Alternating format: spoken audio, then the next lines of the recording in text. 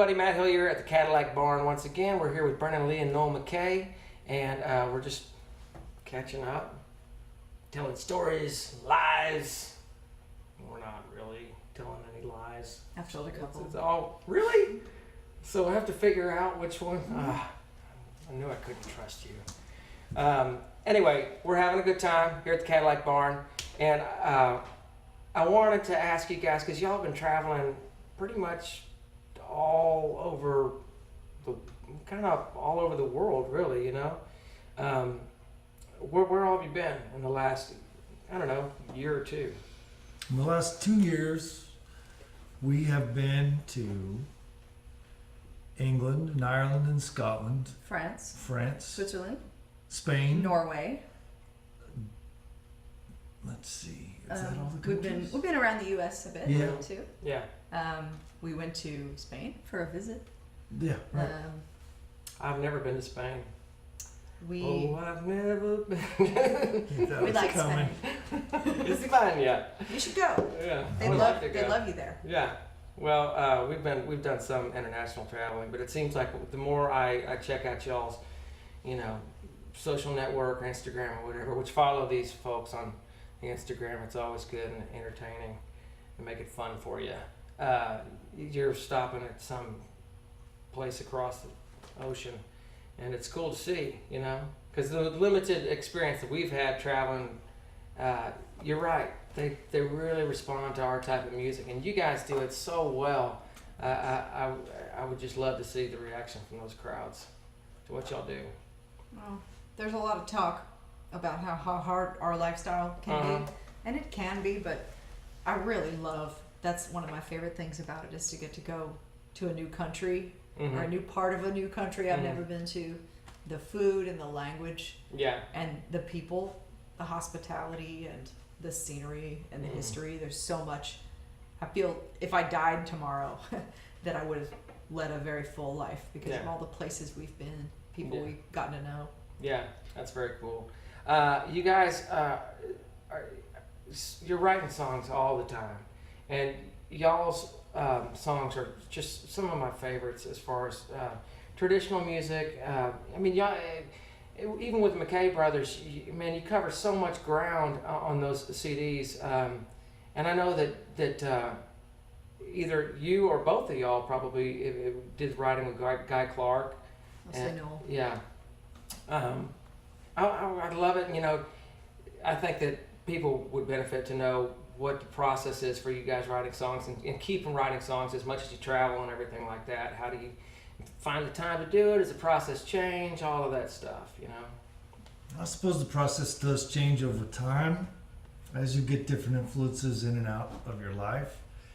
But for me personally, and I've watched Brennen do the same thing, but we've got sort of a stack of ideas that are sort of waiting to get worked on and waiting for the attention that it takes to sort of finish it, to bring it into a reality and to make it all make sense and polish the rough edges off of it. And those things compete with all the other things that you've got going on in your life. And they also compete with whatever ideas pop up all of a sudden when you get an instant inspiration. You have to finish that idea that day. Right. And so that's kind of the process, at least for me. Yeah. So, and occasionally I will dream something. I'll wake up from something and go, oh yeah, that's great. And some of the times it's like, that didn't make any sense at all. That was just stupid. But sometimes it actually, it's a good melody or the idea is actually semi-lucid. I've been working on a series of songs about my favorite Netflix shows. Cool. There's nothing wrong with that. It's awesome. Are you serious? No, I'm not. Well, but hey, wherever the inspiration comes from. There's a lot of good shows now. Yeah. What are you on? What are you watching? We're not really. Well, okay. I've got Filmstruck, which is the old movie Netflix. So it's avant-garde, snooty stuff. I haven't got a clue. And also really old stuff back into the aughts. Yeah. So I like to watch a Jean Harlow movie or a Betty Davis movie. That's really what I enjoy is black and white old stuff. I'll tell you what, I would like to make a suggestion for you. I'd like you to check out Sinbad. I celebrate the man's entire catalog. Sinbad? Yeah, the comic. I imagine you're saying I came off a little bit pretentious No, there. it's just me being an idiot. I like stupid stuff too. Yeah, well, apparently I do as well. But no, he answered a question, and I don't want to derail with you about making jokes about Sinbad, but he answered a question. I wanted to sort of get your take on it as well, like how you keep, your creative wheels rolling through the whole thing, songwriting wise. That's a good question. Sometimes, such as when I'm traveling, I won't write a thing because I'll be absorbed in travel details and touring details.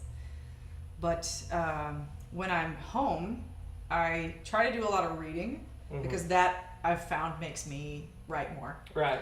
And I try to do co-writing because that also helps me to write. And I believe that quantity is important in terms of songwriting. You don't have to release everything you write, but quantity is good for your brain. Yeah. If you're writing every day that you can, it causes the quality of your writing to go up. Yeah. In my experience. No, I think it's true. And it's funny, I was just talking before I came over here, my mom just finished a novel.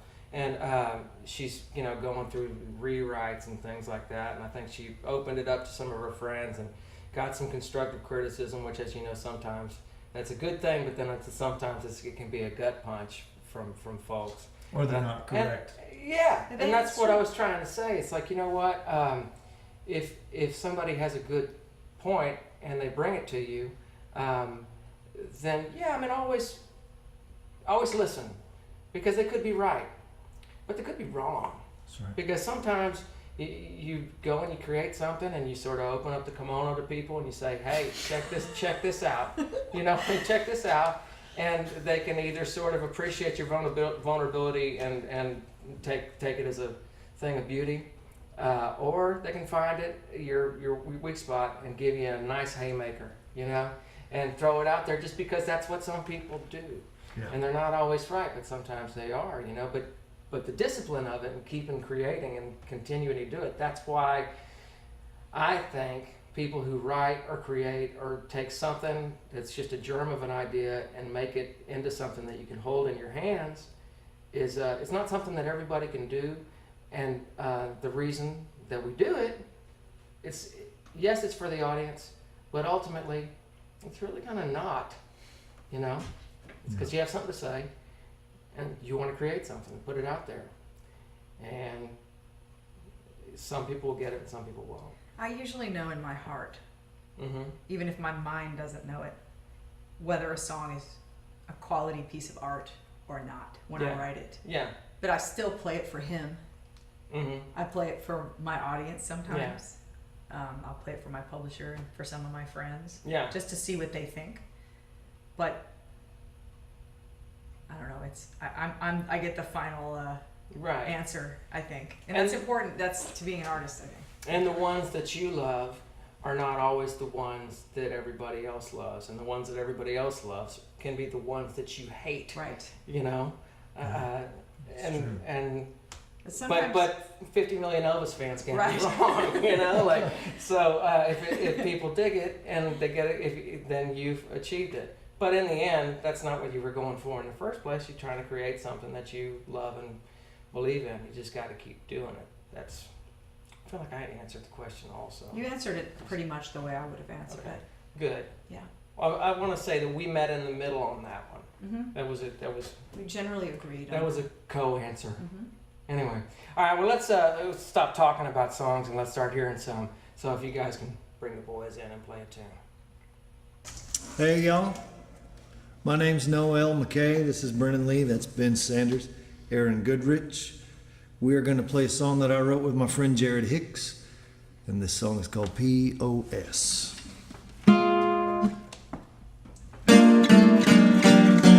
wish I had a Dodge 100 for 73, slant 6 motor, 3-speed on the tree, CB radio, stereo 2, vinyl interior, Neptune blue. I jump behind the wheel and I let it take me way out west. But not in this bucket of bolts, it's a POS. Wish I I could say a 66 Mustang was mine. 4 on the floor with a 289. Clean white seats, emerald green. A regular up and down cruising machine. If anybody asked me to race, I would always say yes, yes. But not in this bucket of bolts. It's a POS. It's a POS, but for years he used to haul me around. I drove the wheels plumb up, but then I'm tired of it breaking down. I wish I had a Chevy Apache from 61, a V8 short bed son of a gun, standard transmission, ivory white, flying down the country back roads all night. The speedometer tops out at 100, so I'm having to guess. It's faster than this bucket of bolts. It's a POS. Oh, Brennen Leigh, you're gonna get a ticket playing like that.